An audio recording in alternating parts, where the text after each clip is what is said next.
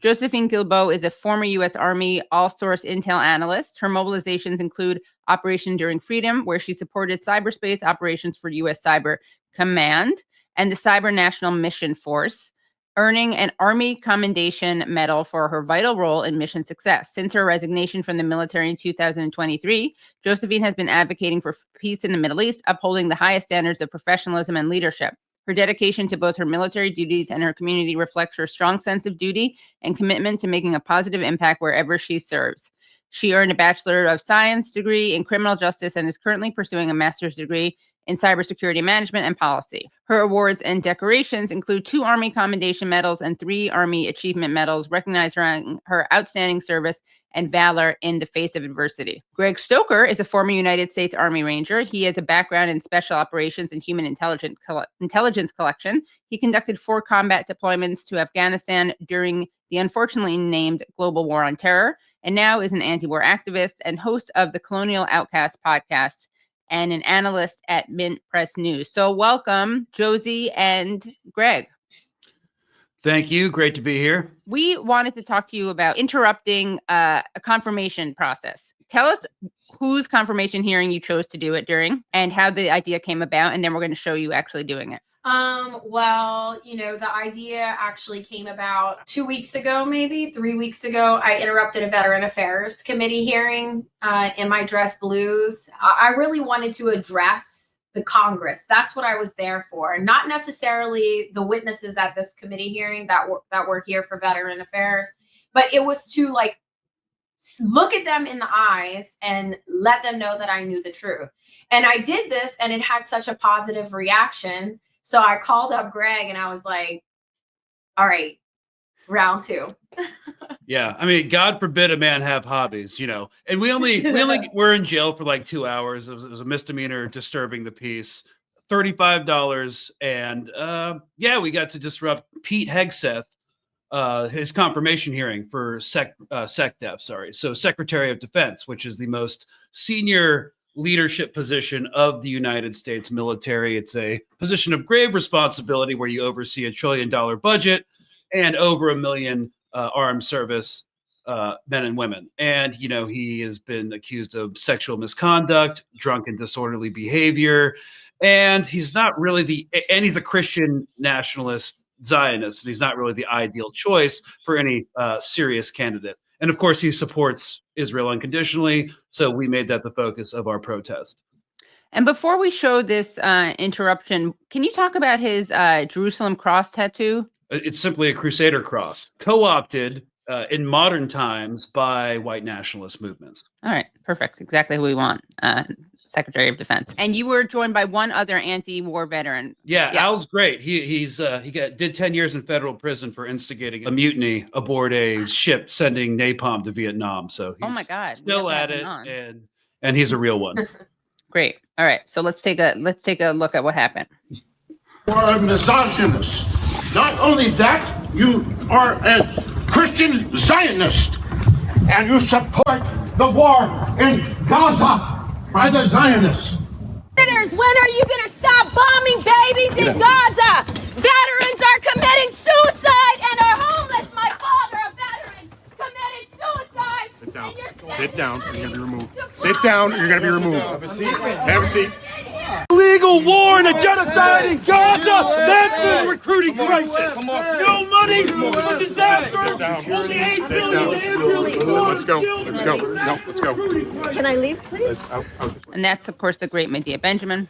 So tell us what happened after that. Well, we were escorted to a warehouse, and they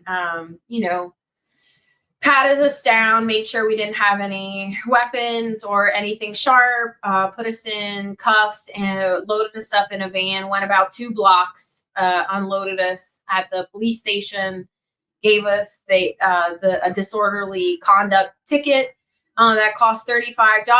I was told I could do that up to 5 times before I have to go to court. And I said, good, I got about 4 more times worth of things I need to say. So yeah, and then they release us.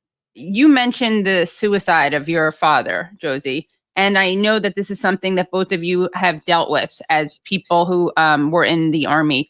Can you talk about the problem of suicide, what the rates are like, and why you think people are driven to do this, and your own experiences with knowing people who have done that? Yes, definitely. So the current statistics right now are 22 plus veterans commit suicide a day.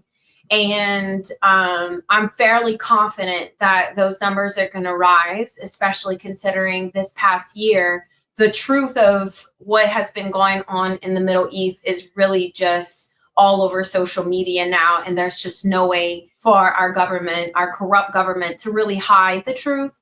And so people like myself who have come to this awakening about our military duty, who don't have the mental agility to really like process that, more than likely are going to turn to things like substance abuse or suicide. I mean, we could talk about Aaron Bushnell, who self-immolated, or recently there were 2 veterans, an attack in New Orleans, an attack in Las Vegas. He talks about the war crimes he participated in 2019 in Afghanistan. It's bubbling. It's bubbling. It's out of control. And the reality is the institutions cannot support the veterans. And I, growing up, watched my father struggle with an injury he got while he was in the military. And we were so poor because disability checks are not enough. Veteran disability checks are not enough for the cost of living. And so we lived in poverty, but he couldn't work because of his injury. And so this sort of just like snowballed into all these issues. And then ultimately he did end up taking his life. Wow, I'm really sorry. How old were you when that happened? 25. It was 2013. Really sorry. From my perspective, my best friend killed himself while we were both still in the Army. And, you know, he didn't commit any war crimes. I did 2 deployments with him. I know for a fact we still part of the imperialist death machine system at that time, but we weren't really thinking of it in that way. I was still in my early 20s. But, you know, we came from like generally messed up, dysfunctional households, and that's how we ended up in combat units. And a lot of the reason, you know, he did what he did was a combination of wartime PTSD and childhood PTSD. And he grew up in a trailer park. He didn't really think he had much going for him. There's something we can call the poverty draft. There's a disproportionate amount of low income people that serve to fight in combat units and in the military in general. And, you know, there's a lot of people wondering what exactly we did over the past 20 years. You know, I know there's a spike in veteran suicides after the fall of Kabul. That was hard to come to terms with. And, you know, now you have guys in their like mid 30s and 40s still not able to get past that. And that's why the veteran suicide rate, one of the reasons, hasn't gone down. And in terms of Pete Hegseth, I think he's only going to, the combination of veteran suicide rates that's not going down. You've had the new generation, Gen Z, who basically missed the majority of the global war on terror, seeing what all of us like went through for nothing. That's going to hurt the recruiting crisis. Pete Hegseth is going to hurt the recruiting crisis. And from a national defense standpoint, that's not great for the United States. I'm here all for it because I think it will end imperialism.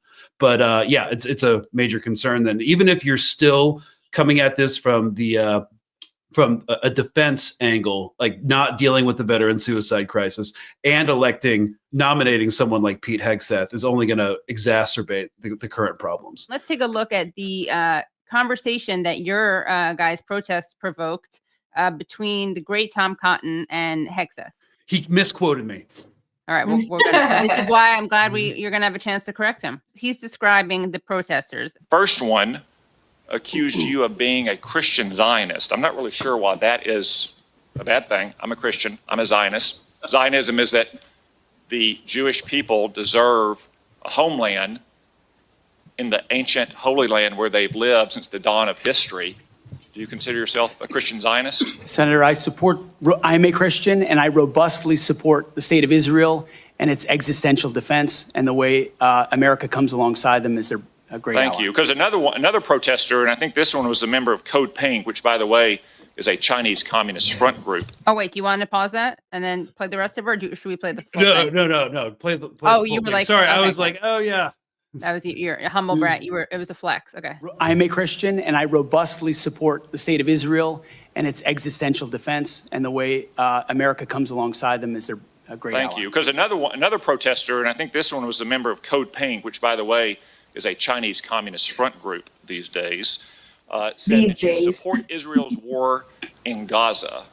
I support Israel's existential war in Gaza. I assume, like me and President Trump, you support that war as well, don't you? Senator, I do. I support Israel destroying and killing every last member of Hamas. Tom Cotton is using religion, just like Benjamin Netanyahu is using religion, just like for centuries and centuries and centuries, human beings use religion as to accomplish their agendas. That is not what is representative of Christianity at its core. That is not what is representative of Judaism at its core. And the way they portray the Islam religion is not correct either, because at the core, these religions are based in love and peace. And Tom Cotton has sold his soul for money. That's what he has done. And that is what his legacy will be. And there's nothing else really to say about it.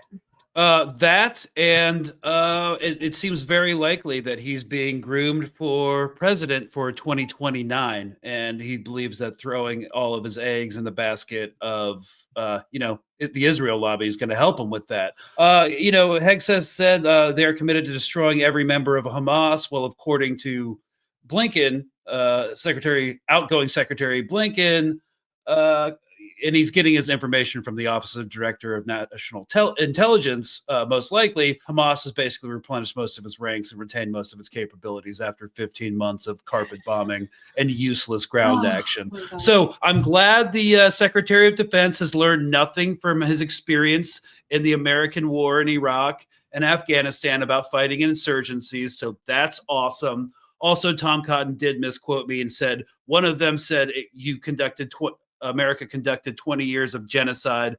For the record, I said 20 years of illegal war. I said at the beginning, I had no evidence that I've seen that U.S. troops were doing genocide, just plentiful war crimes. So just wanted to set the record straight on that one. We have like good old fashioned American pie war crimes, and then there's Israeli genocide. Yeah.